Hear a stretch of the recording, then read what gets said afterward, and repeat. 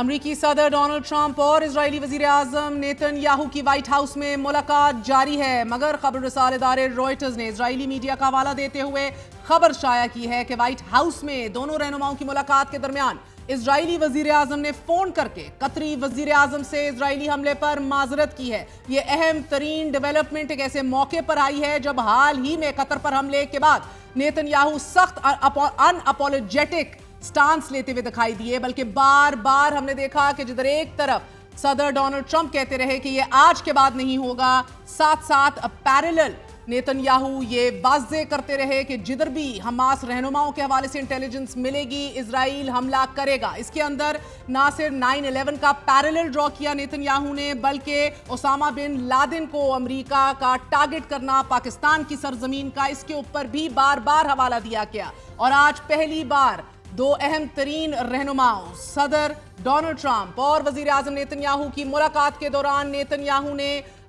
ذرائع کے مطابق جو خبر دی جا رہی ہے قطر کو فون کر کے معذرت کی ہے، جبکہ ابھی ایز وی سپیک صدر ٹرمپ اور اسرائیلی وزیر اعظم نیتن یاہو کی وائٹ ہاؤس میں ملاقات جاری ہے۔ ملاقات میں ہونے والی گفتگو سے متعلق ابھی کوئی واضح ڈیٹیل سامنے نہیں آئی، البتہ اسرائیل کے بدنام اور نسل پرست وزیر خزانہ بزالیل سموٹریچ نے ایک پوسٹ میں ریڈ لائنز کی نشاندہی کرتے ہوئے لکھا ہے کہ اسرائیلی فوج مصر کی سرحد کے قریب واقع فیلاڈیلفیا کوریڈور پر قبضے کے علاوہ غزہ پر مستقل بنیادوں پر رہے گی۔ فلسطینی اتھارٹی کو غزہ کا انتظامی کنٹرول نہیں دیا جائے گا۔ صدر ٹرمپ اور نیتن یاہو کی ملاقات میں فلسطینی ریاست کا کوئی تذکرہ نہیں ہوگا، اور اگر ملاقات ہوئی جو کہ ہو رہی ہے تو فلسطینی ریاست کے خیال کو زیر بحث بھی نہیں لایا جائے گا۔ ساتھ ہی بزالیل سموٹریچ نے غزہ میں قطر کے کردار کی بھی مخالفت کی ہے، ساتھ ہی یہ بھی کہہ ڈالا ہے کہ جسے غزہ سے جانا ہے وہ چلا جائے، مگر اسرائیل اس وقت تک غزہ میں رہے گا کہ جب تک حماس کا خاتمہ نہیں ہوگا، چاہے وہ زمین کے اوپر موجود ہو یا پھر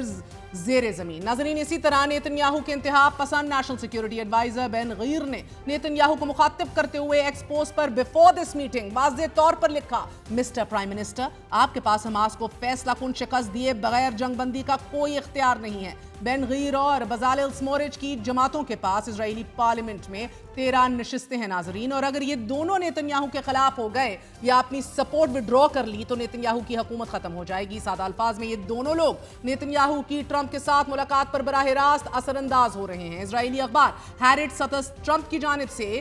پیش کیے گئے منصوبے سے متعلق لکھ رہا ہے کہ ریموٹ گورننس کا یہ ایک ایسا منصوبہ ہے کہ جس میں فلسطینیوں کی کوئی نمائندگی نہیں۔ یہ منصوبہ اسرائیل اور ٹونی بلیئر کی سربراہی میں قائم ایک تنظیم نے مل کر بنایا ہے۔ منصوبے میں ٹونی بلیئر کو ایک نئی قائم ہونے والی غزہ انٹرنیشنل ٹرانزیشنل اتھارٹی کا سربراہ بنانے پر بھی غور کیا جا رہا ہے کہ جو حماس کے خاتمے کے بعد غزہ کا